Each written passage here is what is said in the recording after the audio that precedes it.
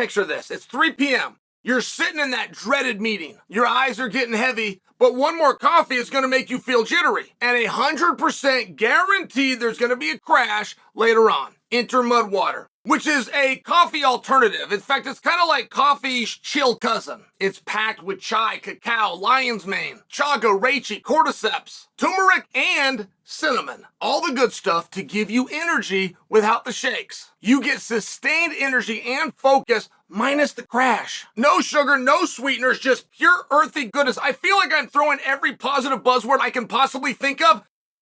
That's what Mud Water is. Plus, I haven't even told you this part, it won't keep you up all night. My favorite part about Mud Water is how easy it is to make. Just drop the powder into your favorite mud, pour some water on it, and give it a mix. Boom, that's it. So head to mudwater.com, grab what's called a starter kit. Use the promo code Chael for up to 43% off, plus free shipping and a rechargeable frother. That is 43% off with code Chael only at mudwater.com. And if they ask, tell them we sent you. Stay sharp, stay calm, and power through your day with Mud Water. Ask and you shall receive. I got to tell you, Eagles, we made a piece. We made a piece encouraging the UFC to announce Tom Aspinall as the backup fighter for Madison Square Garden. It accomplishes a lot. It truly accomplishes a lot, and it serves Jon Jones in a tremendous way, but it will not serve Jon at all. None, zero, unless Jon makes sure he comes out and cuts anybody off that tries and forces them to accept reality. And this happened to Jon. Jon was in the same spot. What I'm talking about is dealing with the stigma, the false stigma, that Jon is afraid to fight and then fill in the blank. Like afraid to fight is a silly thing, right? Particularly for a cage fighter who you only know of because you've seen him fight. But it's real. It worked on the playground and bothered you then. It works into the pros and bothers you now. It's one of the few things that sticks around. And I'm only sharing, like, when Jon Jones retires and leaves this sport, he for sure. I mean, on day one, thank you for the memories. And by day two, well, it's never that good in the first place. Well, look at what he did. Look at it. That's just the way that it goes. There is nobody above that. 2 combat athletes ever. Lennox Lewis, George St. Pierre. You cannot give me a third example, and that includes Floyd Mayweather. You cannot give me a third example. Well, they didn't have to deal with that. Well, you were afraid to fight southpaw, so you ducked this guy. Well, you fought this guy, but you're supposed to fight him. You didn't fight him 2 years later. By 2 years later, he'd already had tennis elbow, and he wasn't throwing the crosses. It will never end. But it bothers Jon. It bothers lots of guys, but it bothers Jon extra. And in fairness to Jon, if there's anybody that shouldn't have to have that, it's probably him. Right? 2 different weight classes. If there's anybody, and look at how long his career was. Youngest champion ever at 23. He's going 36 right now and isn't done. I mean, I'm just sharing, like, if there's anyone who you should be off limits to say you're scared and then whatever you want to say at the end of that, it's probably him. He probably has the right to be annoyed by that. But I'm bringing this to your attention because the same thing happened to Jon a year ago. November of this year, Madison Square Garden, that is where Jon and Stipe are going to fight. November of last year, Madison Square Garden is where Jon and Stipe were supposed to fight. And at that time, it was still going to be Stipe's last fight. So everybody left Stipe alone.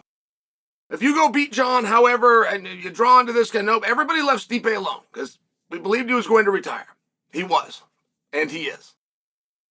But Jon, oh, Jon, you're fighting Stipe because you're too scared to fight Sergey Pavlovich.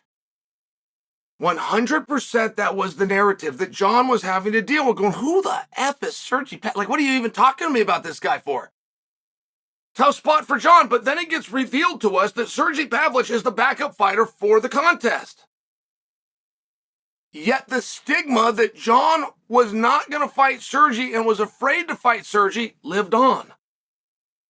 And the two can't be at the same time. But maybe the audience doesn't understand that. When you have a backup fighter, the 2 principal fighters are agreeing that they'll fight the backup fighter should it come to that. And it's an agreement of a fight that takes away the scaredness of a fight, right? Whenever you're telling a guy he's scared, you're just trying to get him to do it. No different than on the playground. You're just trying to get him to go do it. Now, the outcome and who's better is a different conversation, but that piece of entertainment and that risk that's being taken, that is the reason the word scared gets applied. So when Sergey Pavlovich was publicly named the backup fighter, it would take anybody's ability, anybody that understood that Sergey was the backup fighter, it would take their ability to say Jon was scared to fight him away. Oh, guys, I apologize. I'm getting a question over here from our team. They're asking me, does the two principal fighters agree to fight the backup fighter? Yes, that's the entire point. And that's the entire point that Jon has to make sure people understand. That right there. And again, 1 year ago, he found himself in the same spot. He was scared to fight Sergey Pavlovich. Sergey Pavlovich was the signed, agreed backup fighter. So both can't happen. But if the audience doesn't understand that Sergey is the backup fighter, they can continue with the childhood antic of telling Jon that he's scared and telling other people and put it on social media. And perhaps it's more of what my team's asking me right now. Perhaps they do hear that Sergey is the backup fighter. They're just not aware that they've all agreed, right? Everybody has agreed should something happen. That is why, and again, I'm going to take you back to last year. But history is a way of repeating itself, right? And to take you back to last year, this is what was so bizarre when Jon came out and it didn't become Pavlovich versus Stipe. We as an audience are going, hey, wait a minute. We don't need to call Tom Aspinall. We don't need to figure out how he's doing, how's the knee, and does he want to get out to New York? We already have a plan. You guys already thought of this. And here's the answer. And Dana said no, because it would be for an interim. And to ask Stipe, the most accomplished heavyweight ever, to even ask him and suggest interim would be disrespectful. And everybody accepted that. So I'm just going to share for you, just so everybody knows everything. If Tom comes on publicly, and he has, and is officially the backup fighter, there's a number of things that happen. There is a financial participation. Tom will go through a training camp whether he gets the match or not. His coaches and his team and the lights and the gym and the water and all the expenses that go in to preparing for a fight, there's a financial participation. Tom will have to make weight. Tom will have to be licensed. He may still have a license in New York if it's good for 12 months. Some expire at the first of the year, meaning even if you're licensed in November for the first time, on January 1st at 12:01 in the morning, it becomes invalid. But I'm sharing for you, there's a lot of steps there.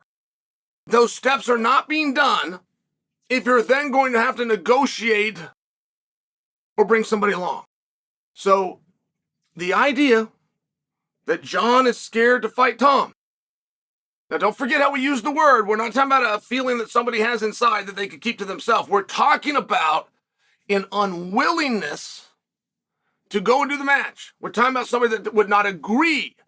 The match then itself and the skills, separate conversation. But that's how we use the word scared in this space. You lose that ability now. You lose that ability. And I don't, on a personal note, care if it ends up being Tom or Stipe, if it ends up being Tom or Jon, or if we go on with it and we get Jon and Stipe. I think that round robin is the correct round robin. And I don't only think it as a viewer of the sport, I think it as a follower of the sport who has not heard another heavyweight begin, even pretend to argue that that is your three-way triangle. So Tom is the backup fighter. That is official. Jon, as it turns out, is not scared. And any way this contest goes down, I think we are down to the right three guys.